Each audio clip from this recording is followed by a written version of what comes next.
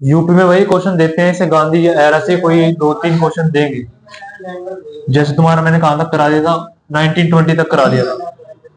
ऐसे होगा आंदोलन नहीं, वो फिर आगे की दो तीन चीजें बतानी है मैंने तो।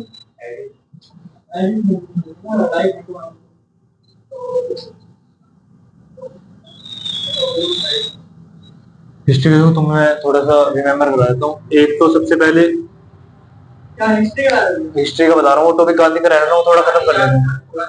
हाँ खत्म कर दूंगा उसको मैं आज। तो मैं थोड़ा इंट्रो दे देता हूँ। जैसे गांधी जी इंडिया आए थे 9 जनवरी 1915। ठीक है, इंडिया आए थे।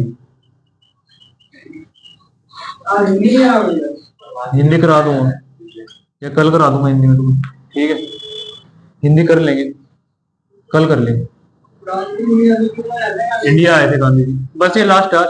तो क्वेश्चन आते हैं इसमें से। इंडिया आए गांधी जी, ठीक है, 9 जनवरी 1915 को।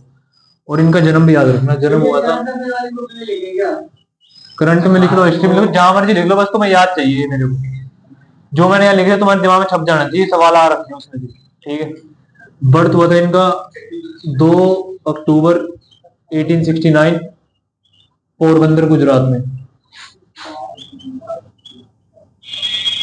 और पोरबंदर की लोकेशन याद रखना, ये पोर्ट है एक, जैसे जो वो होते हैं बंदरगाह वगैरह, पोर्ट वो है, ठीक है? गुजरात में है पोरबंदर। 9 जनवरी 1915 को एक आते प्रवासी दिवस है, तो इस तारीख को तुम्हारा प्रवासी दिवस मनाया जाता है, ठीक है? अब की बार देखना मेहमान कौन रहे हैं, एक बार नेट पे डाल के चेक में, प्रवासी दिवस पे की मेहमान कौन रहे हैं। अब की बार जो मनाया गया है 9 जनवरी, उसमें कौन से मेहमान रहे हैं? क्वेश्चन आ सकता है वहां से, कोई राष्ट्रपति वगैरह आते हैं तो करंट ही मान लो आ सकता है कुछ।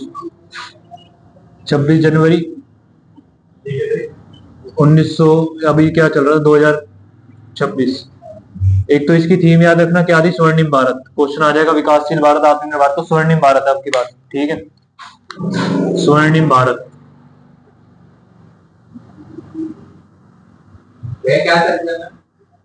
छब ये प्रवासी दिवस 9 जनवरी को मेहमान, ठीक है? ये तो अलग है। 26 जनवरी वाला तो अलग है, तो थीम तो अलग नहीं, तो 9 जनवरी को मनाया जाता है प्रवासी दिवस। तो इसका मैं तुम्हें मेहमान गेस्ट बता देता हूँ कौन सा होगा। चेक करो गेस्ट कौन आया इंडिया 2026 9 जनवरी प्रवासी दिवस पे। गेस्ट सब यूरोपियन यूनियन वाले हैं, इसमें भी याद, इसका यूरोपियन यूनियन के इसके याद रखना गेस्ट। 26 जनवरी 2026 को गेस्ट है तुम्हारे यूरोपियन यूनियन के 2 नेता आए हैं। उनके नाम मैंने ग्रुप में भेज रखे हैं, उसमें से चेक कर लेना। एक तो एंटोनियो पता नहीं क्या है, और दूसरी एक महिला, वो यूरोपियन यूनियन के अध्यक्ष है, वो याद रखना, ठीक है? यूरोपियन यूनियन क्या होता है? ये यूरोप, जैसे ये रहे मैप अपना, ये यूरोप हो गया। इसमें कई तरीके की कई सारी कंट्रियां हैं, तो हमारी तरह नहीं है कि बॉर्डर बंद रखते हैं, ये रोड होते हैं इनके बीच में से, और अपना पासपोर्ट दिखाओ और जाओ। तो ये ओपन बॉर्डर रखते हैं, और ये सारी कंट्री का एक मान लो एसोसिएशन ऑफिशियल है, जो इनका पूरा डेवलपमेंट देखते हैं, तो उसको बोलते हैं यूरोपियन यूनियन। सारी कंट्रीज इनको फंड देती है, फिर ये सभी कंट्री के डेवलपमेंट के लिए काम करते हैं। नेपाल भूटान के, हाँ नेपाल के साथ, ऐसा समझ लो, नेपाल के साथ ऐसा समझ लो। तो ये यूरोपियन यूनियन का ऐसा कुछ संघ है। और इसके संघ को क्या बोलते हैं? स्कैनिगन, याद रखना, क्या बोलते हैं? स्कैनिगन, ठीक है? क्वेश्चन आ जाता है कि यूरोपियन यूनियन के संघ को क्या बोलते हैं? स्कैनिगन। जो इनका पासपोर्ट बनता है ना नेशनल, एक तो नेशनल पासपोर्ट होगा कि पेरिस का है, फ्रांस का पासपोर्ट अलग होगा, उसके अंदर अगर स्कैनिगन की मोहर है तो वो फिर पूरे यूरोप की कोई सी भी कंट्री में चला जाएगा, उसको कोई रोक टोक नहीं है, मतलब उसके बाद पूरे यूरोप का वीजा हो गया, ठीक है? ये बात होती है। बताओ भाई गेस्ट कौन है? लो मुझे दिखाओ जरा। मोदी थोड़ी होंगे गेस्ट। कौन से देश का लिया? प्रेसिडेंट है तुम्हारा Christine Carla Kangaloo, president of republic of Trinidad and Tobago. कौन सी कंट्री है? होगी कोई 18 प्रवासी दिवस है, इंपोर्टेंट नाम है, अब ये अजीब सा नाम है, तुम्हें याद करना पड़ेगा। 18वां प्रवासी दिवस, 18वां प्रवासी भारतीय दिवस, नाम चेंज कर दिया होगा ना बाद में, 18वां प्रवासी भारतीय दिवस। हाँ नहीं, वो नाम चेंज करते पहले प्रवासी भारत है, प्रवासी दिवस था। अब इसने 18 साल पहले जैसे मोदी की सरकार आई होगी तो इसे नाम चेंज कर दिया होगा, प्रवासी भारत दिवस कर दिया होगा, प्रवासी भारतीय दिवस। हाँ प्रवासी भारतीय दिवस, प्रवासी भारतीय दिवस। ठीक है, खोलो जरा लोकेश का, क्या नाम है इसका? ही miss Christine Carla कांगुलो, Christine Carla कांगुलो, Christine guest है, क्रिस्टाइन कार्ला कांगुलो। जीएस में कभी भी तुक्के मत मारना भाई, नेगेटिव मार्किंग होगी। क्रिस्टाइन कांगला कांगुलो, ठीक है। और ये कहाँ हुआ था? उड़ीसा में, उड़ीसा भुवनेश्वर।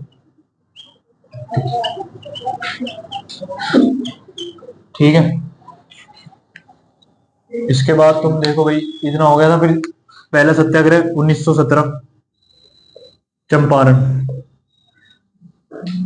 ठीक है, क्वेश्चन याद रखना, चंपारण कहाँ है? बिहार में है।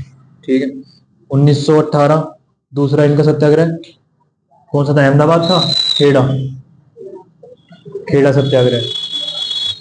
सत्याग्रह आंदोलन कुछ भी बोलो, इसको बात सेम है। ठीक है, और तीसरा होगा तुम्हारा 1918 में फिर से अहमदाबाद, अहमदाबाद सत्याग्रह। ठीक है, अहमदाबाद सत्याग्रह आंदोलन कुछ भी बोलो। और इसके बाद तुम्हारा चौथा होगा 1920, ये होगा तुम्हारा असहयोग आंदोलन। 1915 में आए हैं, और पहला लेक्चर दिया इन्होंने, पहला लेक्चर भी इनका याद रखना, बनारस हिंदू विश्वविद्यालय।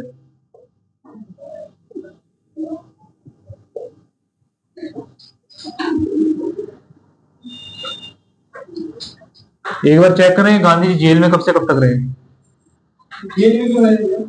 गए थे, बताऊंगा, एक बार तुम चेक करो कब से कब तक रहे। ठीक है, इसके बाद तुम्हारा तीसरा होगा 1920 के बाद 1930 में सविनय अवज्ञा आंदोलन। 1922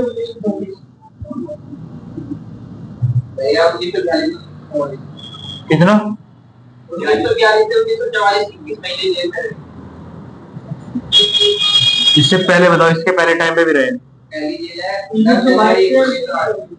1922 से 1924।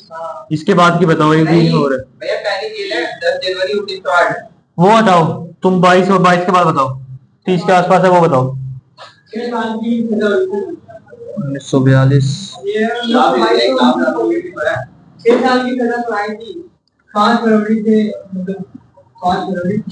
30 के आसपास गए, वो वाला चाहिए मेरे को एग्जैक्ट।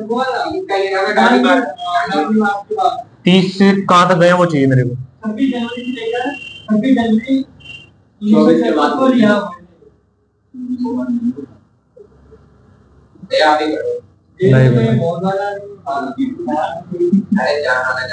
भारत जोड़ो, भारत छोड़ो आंदोलन, ये 4 मेजर आंदोलन है, चारों के चारों याद रखना। अगस्त याद रखना।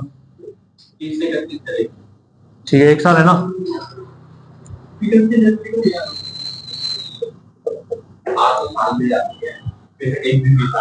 लोग आंदोलन करने लग जाते हैं, इसलिए आ जाते हैं।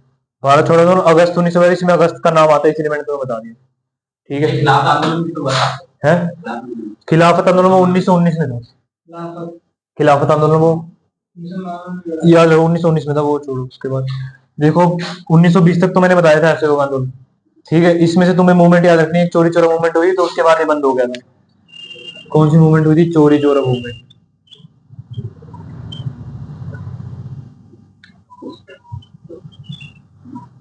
क्या हुआ था, यहाँ पे पुलिस स्टेशन में आग लगा दी थी बंदों ने, तो फिर ये आंदोलन हिंसक हो गया था। और गांधी जी ने बोला हुआ था कि भाई अहिंसा से आंदोलन होएगा, और लड़ाई नहीं होगी।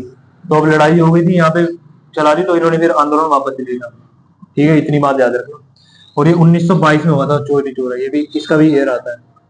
ठीक है, और अब तुम देखो 1930 से बताता हूँ इसके बाद की कहानी क्या हुई है। 1920 में आंदोलन हो गया, फिर भाई 1922 तक वो, इसके बाद इसको इनको जेल में डाल देते हैं, जेल में डाल देते हैं भाई इनको। 19 से 22 24 तक जो भी जेल का याद रखो, 19 से 22 से 24 तक। हाँ, मतलब आंदोलन करवा रहे थे ना, अंग्रेजों ने बोल दिया भाई तुम आंदोलन करो, तुम्हारा आंदोलन हिंसा हो गया, तो उनके रूल में लिखा हुआ है अगर कोई तुम हिंसा क्रिएट करोगे तो तुम्हें जेल में डालेंगे। तो 2 साल के लिए जेल में डाल दिया। ठीक है, जेल में डाल दिया। फिर ये थोड़े शांत हो गए।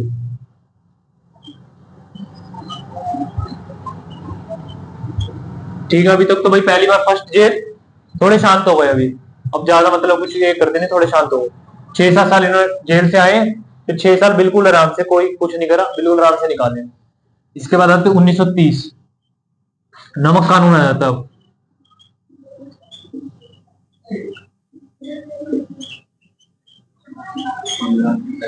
1930 में, हाँ वो बता रहा हूँ। नमक कानून का एक बार ईयर चेक कर लो, कौन सा ईयर चेक।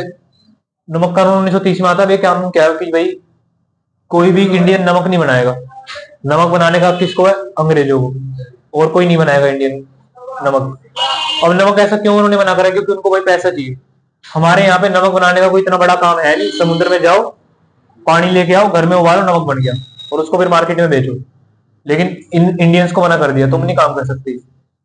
करेंगे तो अंग्रेज करेंगे, अंग्रेजों की जमीन है, अंग्रेज ही पैसा उठाएंगे। अब नमक हर घर की जरूरत है, हमारा ही नमक हम ही बेच रहे। तो भाई गांधी जी ने क्या, और किसी की हिम्मत नहीं की इस कानून को तोड़ दे। अब गांधी ने क्या करा? दांडी यात्रा निकाली। ठीक है, इसको भाई वो याद रखो, 26 मार्च से कहां से कहा था, एक बार चेक कर लो। 12 मार्च है। 12 मार्च से कितने अप्रैल तक? 6 अप्रैल है। पक्का?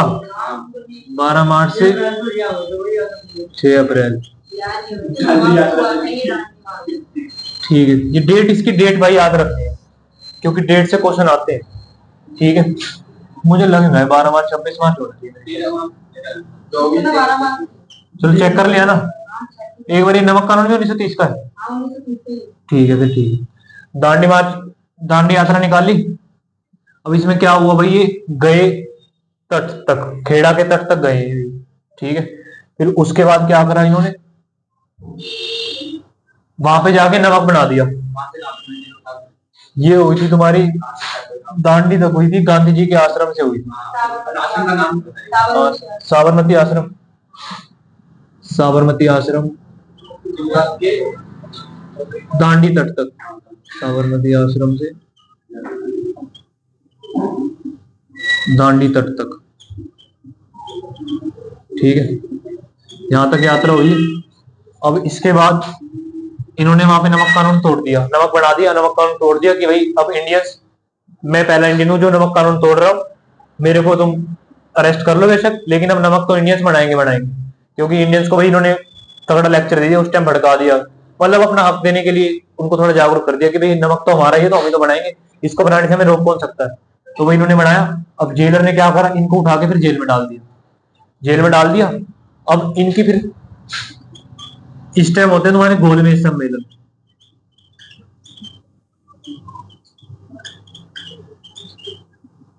इंपॉर्टेंट है, क्वेश्चन आते हैं। गोलमेज सम्मेलन तुम्हारे 2 होते हैं, फर्स्ट और सेकंड।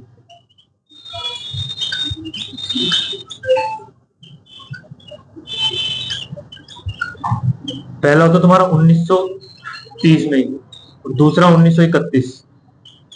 ठीक है, गोलमेज सम्मेलन ये ब्रिटिश वहां पे होते हैं, ब्रिटेन में। ठीक है, अब ऐसा होता है गोलमेज सम्मेलन क्या है? इंडिया इंडिया को अब आजाद हो रहा है, इंडिया को आजाद हो रहा है। जैसे तुम्हें कोई भी यहाँ पे है ना, ये अंग्रेज कांग्रेस उस टाइम पे इंडिया की बहुत तगड़ी पार्टी बन चुकी थी। अंग्रेजों को पता था कि अगर ये थोड़े दिन भी कांग्रेस रह गई तो फिर ये ले जाएगी इंडिया हमारे से। तो गोलमेज सम्मेलन में क्या बात कर रहे थे? जैसे यहाँ पे जोर था भीमराव अंबेडकर का और कांग्रेस का महात्मा गांधी का, इन दोनों का जोर था, और किसी तीसरे बंदे का जोर था नहीं। एक मोहम्मद अली जिन्ना का जोर था। तीन का जोर, तीनों को यहाँ गोलमेज सम्मेलन में बिठा के मीटिंग हुआ करती थी, लालच दिया करते थे कि भाई हम, हमारा शासन है ना, तुम्हें क्या चाहिए? पैसे चाहिए? क्या चाहिए तुम्हें? जमीन चाहिए? कुछ भी चाहिए हम तुम्हें देंगे। मतलब ये बातचीत कराने के लिए अंग्रेज बुलाया करते थे गोलमेज सम्मेलन। कहाँ होते? इंग्लैंड में होते थे। 1930 में गांधी जी नहीं गए, 31 में गए थे। ये तुम ध्यान रखना। और एक बार चेक करना भीमराव अम्बेडकर कब गए हैं, वो भी चेक कर लो एक बार डाल के। हाँ, ये मोहम्मद अली जिन्ना, लो लिख लो। बस नेहरू, नेहरू कह सकते हो, वो नहीं आता नाम, कांग्रेस कह सकते हो, मोहम्मद अली जिन्ना। ये मुस्लिम लीग के नेता है, यहाँ से भी क्वेश्चन आएगा, अभी बताया था तुम्हें। मुस्लिम लीग और 1905 में स्थापना हुई है इसकी।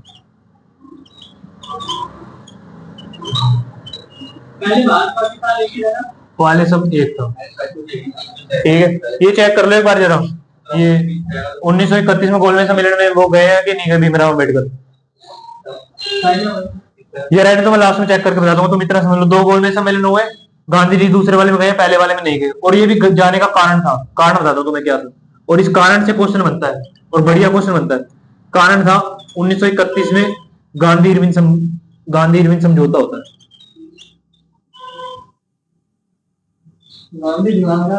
गांधी इरविन समझौता, बहुत दिमाग है भाई, बहुत दिमाग चलता है।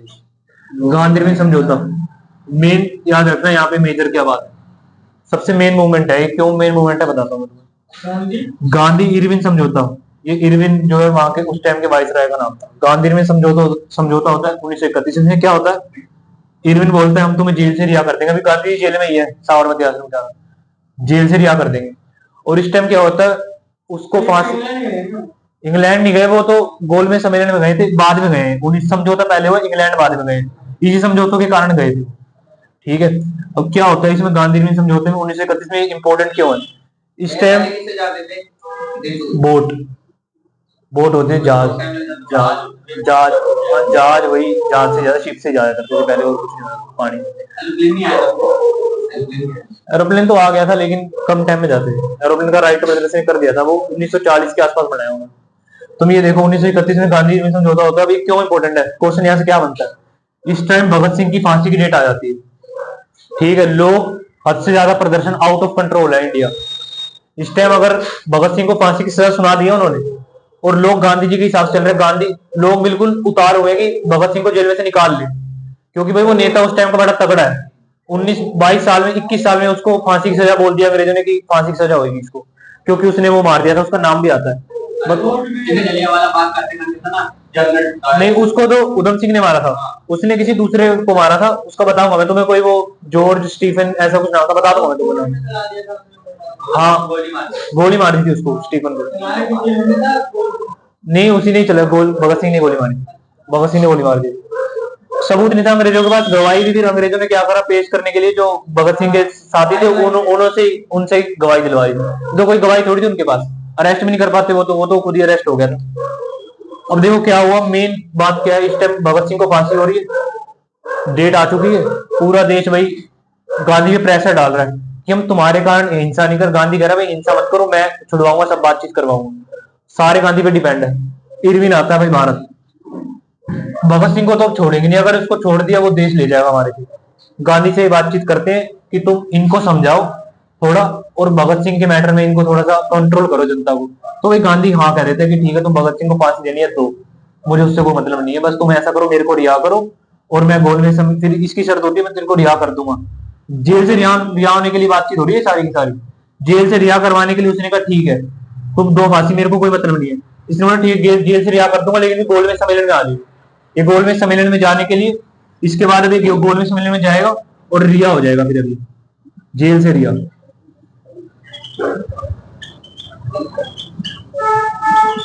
और भगत सिंह पे कोई बात नहीं हुई। मेन बात ध्यान रखना, कोई बात नहीं है, साफ साफ मना हो गई थी कि भगत सिंह को रिहा नहीं करेंगे। तो लोगों में बहुत ज्यादा गुस्सा होता। इस टाइम से गांधी का थोड़ा सा 10 साल लोगों ने विश्वास करना छोड़े थे, 10 साल थोड़े से बेकार चले गए, फिर इसलिए वो शांत हो गया, बैठ गया था, क्योंकि लोग उसके सपोर्ट में नहीं थे। तो इसमें अगर उसने भगत सिंह को आजादी नहीं दिलवाई तो फिर लोग उसके खिलाफ हो गए थे गांधी। ठीक है, तो ये मेजर मूवमेंट थी, इसलिए तुम्हें क्वेश्चन आएगा यहाँ से, याद रखना। वो तो अब अलग मैटर है, उससे हम क्या कंट्रोवर्सी करेंगे। इसके बाद मूवमेंट हुई सेकंड गोलमेज सम्मेलन, याद रखना, इसमें फिर गांधी जी ने हिस्सा लिया। हाँ, बाकी बात की असफल रहे हैं, तुमसे पूछा रहेगा गोलमेज सम्मेलन सफल रहे, असफल रहे। अगर सफल होते तो आज इंडिया आजाद ना होता। ठीक है, ये असफल रहे गोलमेज सम्मेलन सारे के सारे। और ये गांधी ने समझौता याद रखना 1931, इसलिए इंपॉर्टेंट है। और फिर उसको भगत सिंह को फांसी देते 26 मार्च 1931, ये भी याद रखना डेट। हाँ, डेट उसकी 26 मार्च की थी, 25 मार्च को इन्होंने 24 को 23 मार्च, 23 याद आ गई, 23 मार्च, 23 मार्च 1931 डेट थी। 24 मार्च, 23 मार्च को फांसी दे दी थी रात में, एक ही दिन पहले दे दी थी।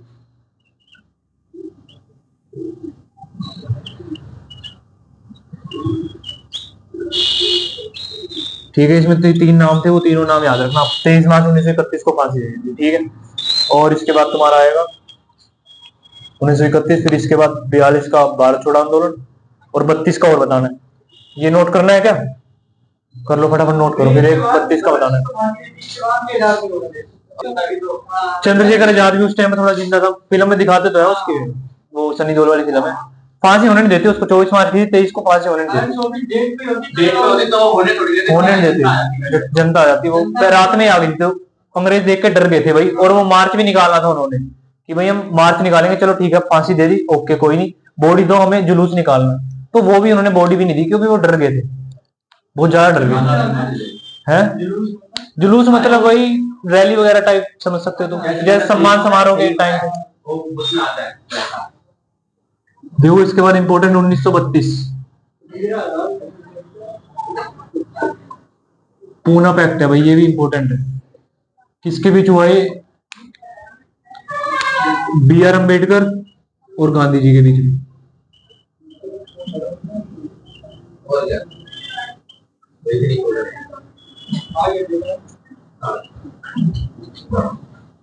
इन दोनों के बीच में होता है। और ये क्यों इंपोर्टेंट है? इसमें बी आर अम्बेडकर डिमांड करते हैं पृथक निर्वाचिका की, separate electoral system. B R Ambedkar demanded, किसकी डिमांड? पृथक निर्वाचिका।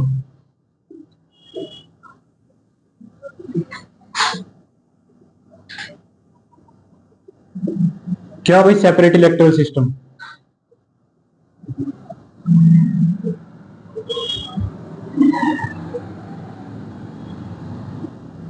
मोहम्मद अली जिन्ना मुस्लिम का सपोर्ट कर रहा है, कांग्रेस एक तरह से हिंदू नेता ज्यादा है उसमें, कांग्रेस हिंदुओं का सपोर्ट कर रही है। अब बी आर अम्बेडकर रह लो, उस टाइम इंडिया में बहुत ज्यादा मतलब लो कास्ट के लोग रहा करते थे, कास्टिज्म बहुत ज्यादा था, तो ये सपोर्ट करते हैं S C S T OBC मतलब लो कास्ट का, ठीक है, शेड्यूल ट्राइब्स का। अब ये बोलते हैं कि भाई हमारे जो शेड्यूल ट्राइब्स है ये बहुत ज्यादा कमजोर है, ठीक है, अगर आपने रूल बना दिया, इनको कुछ अलग से नहीं दिया, तो फिर ये जितनी भी आने वाले समय में खत्म हो जाएंगे, क्योंकि जो मेजोरिटी है इनको काट के खा जाएगी, कुछ देगी नहीं इनको, ये भूखे मर जाएंगे, ठीक है। तो ये कहता है भाई मेरे को सेपरेट इलेक्टोरल सिस्टम चाहिए। मतलब देश है इंडिया, इंडिया के अंदर एक तो अपनी एक सेंट्रल गवर्नमेंट चलती है, इस टाइम में सेंट्रल गवर्नमेंट केंद्र सरकार चलेगी। तो जो इसने डिमांड करी कि एस सी एस टी का जो इलेक्शन होगा अलग होगा, उनको फंड मिलेगा अलग मिलेगा, मतलब एक ही देश के अंदर दो सरकारें काम करेंगी, एक एस सी एस टी वाली और एक नॉर्मल वाली मेजोरिटी वाली। तो भाई देश के टुकड़े हो जाएंगे, अगर एक ही देश में दो सरकारें काम करेंगी तो देश के टुकड़े ऑटोमेटिक हो जाएंगे। तो गांधी जी इसकी भाई बात से सहमत नहीं था, लेकिन लोगों का इस पे बड़ा वो था भाई, सारे के सारे बी आर अम्बेडकर साहब को नेता माना करते उस टाइम पे, अभी भी है। अब भाई उसमें क्या था, गांधी थोड़ा सा लो हो चुका है, क्योंकि ये फांसी छुड़ा नहीं पाया, तो लोगों ने गांधी कुछ नहीं कर पाएगा, ये जो बी आर अम्बेडकर साहब है ये तो आजादी दिलवा भी देंगे। तो उस टाइम ज्यादा इनका महत्व था इंडिया के अंदर। ये भाई अड़े रहे अपनी सेपरेट इलेक्टोरल सिस्टम में, अंग्रेजों ने बोल दिया ठीक है भाई ले लो, देने वाले तो अंग्रेजी हैं, ठीक है भाई हम कर देंगे। अब गांधी जी भाई दिक्कत में, ऐसा हो गया तो देश के टुकड़े हो जाएंगे, ये भाई फिर अपना भूख हड़ताल में बैठ जाते हैं। क्वेश्चन आते हैं भूख हड़ताल में कब बैठे, तो अभी बैठे हैं गांधी जी, भूख हड़ताल में बैठे,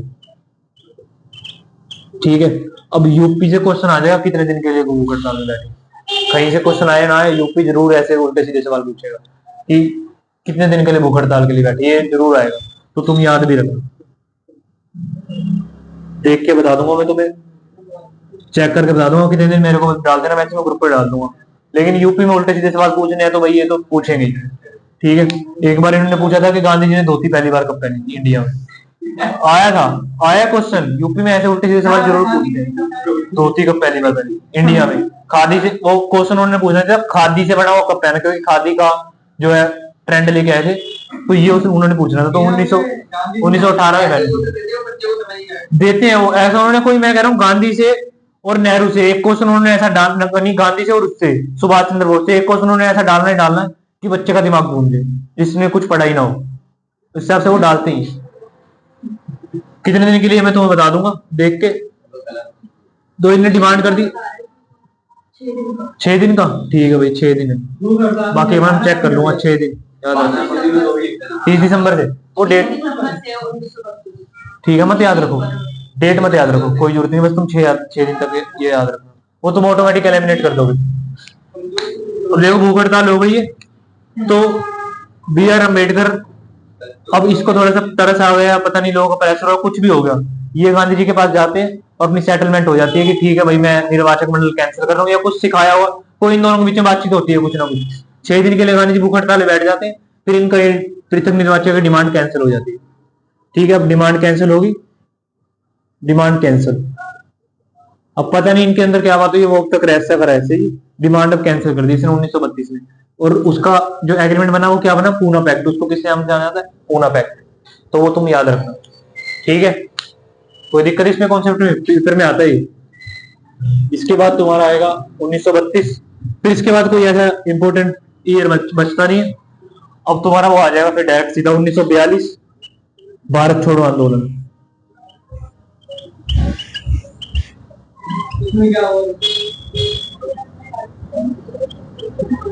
बस अब सीधा डिमांड है कि भाई, अब डिमांड है सारे के सारे, अब गांधी अंग्रेज से कोई बातचीत नहीं है, अब कोई डिफॉर्मेशन, कोई गोलमेज सम्मेलन नहीं होगा, कोई बातचीत नहीं है, कोई इवेंट समझौता नहीं होगा, हम सारे जब तक आंदोलन करेंगे जब तक तुम इंडिया छोड़ोगे नहीं, बस खत्म बात, फाइनल है, अब कोई बातचीत कुछ नहीं होगा।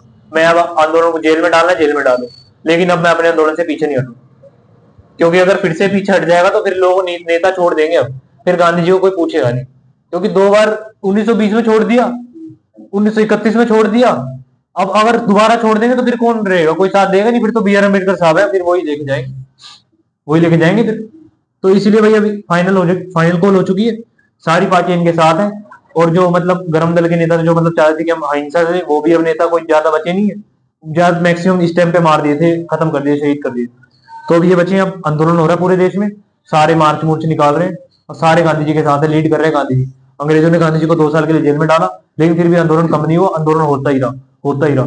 तो फिर इनकी फाइनल 1947 में इन्होंने कई मिशन भेजे, 44 में क्रिप्स मिशन भेजा, वो ध्यान रखना, 44 में आया क्रिप्स मिशन, उसमें भाई लालच वगैरह दे रहे थे गांधी जी वगैरह को, लेकिन वो कैंसिल हो गया था। क्रिप्स मिशन भारत आया, और इसके नेता का नाम आता है स्टैफोर्ड क्रिप्स, लीड कर रहा था स्टैफोर्ड क्रिप्स, नेता का नाम जरूर आता है क्रिप्स। ठीक है, स्टैफोर्ड क्रिप्स लीड कर रहा था, लेकिन ये कैंसिल हो जाता है, कैंसिल हो जाता है। स्टैफोर्ड क्रिप्स में इन्होंने लालच वगैरह दिया होगा कुछ, लेकिन कैंसिल हो गया। ठीक है, चला नहीं, 1944 में आया, ईयर याद रखना इसका, बस और कोई इंपॉर्टेंट नहीं। फिर 1947 में फाइनल इनकी डील हो जाती है कि ठीक है, हम 14 अगस्त 1947 को पाकिस्तान बनेगा अलग, और 15 अगस्त 1947 को हिंदुस्तान अलग बन जाएगा, अंग्रेजों ने बोल दिया। और फिर किस बेसिस पे हुआ बंटवारा, धर्म के बेसिस पे, जहां मुस्लिम ज्यादा पाकिस्तान, इंडियन ज्यादा, हिंदू ज्यादा हिंदुस्तान। भाई जिन्ना मान रहा था उन्होंने, अगर छोड़ जाते ना, अगर हम इकट्ठा, जहां इंग्लैंड बैठा है उससे ऊपर होते हैं, क्योंकि तुम ओलंपिक में देखोगे हॉकी के सारे मेडल हमारे नाम है ज्यादातर मैक्सिमम, या पाकिस्तान के नाम, और ज्यादा किसी के नाम है नहीं। क्रिकेट में भी इंडिया ये सबसे आगे, टैलेंट बहुत ज्यादा था ना हमारे अंदर, अंग्रेजों को पता चल गया था, अगर इनको इकट्ठा कर दिया तो भाई ये तो हमारे से फालतू चले जाएंगे। आर्मी भी इस टाइम इतनी स्ट्रॉन्ग है, नंबर 4 पे आर्मी आती है, बाहर लोगों को डर होता है आर्मी में जाने से, यहाँ पे किसी को डर नहीं है। हाँ, तो उल्टा सीधा कोई देखी जाएगी, चलो आर्मी में, बाहर डरते हैं लोग सही में। इसराइल में मैक्सिमम, इसराइल में लोग आर्मी भर्ती लेते ही नहीं है, फिक्स कर रखे हैं उन्होंने कि जरूरी है, जिसने इसराइल में जन्म लिया वो 2 साल आर्मी को देगा ही देगा, जरूरी है, क्योंकि लोग आते नहीं थे, आर्मी नहीं थी। इसलिए भाई अब हम इंडिया में लोग हमेशा आगे रहे, और पैसा भी हमारे पास बहुत ज्यादा है, जमीन हमारी उपजाऊ है, वहां की जमीन उपजाऊ नहीं है, ठंडी होती रहती है वहां पे, कुछ उगता ही नहीं ज्यादा, जमीन ही नहीं है, बताओ। तो इसलिए भाई बंटवारा कर दिया था। ठीक है।